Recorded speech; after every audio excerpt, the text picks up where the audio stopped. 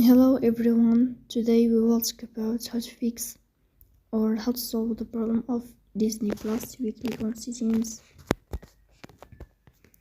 Here you will click on apps, default apps, app settings. Then you will search about Disney Plus.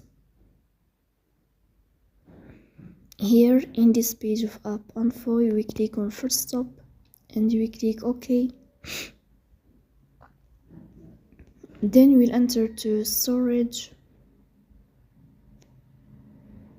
Here you will click on clear cache.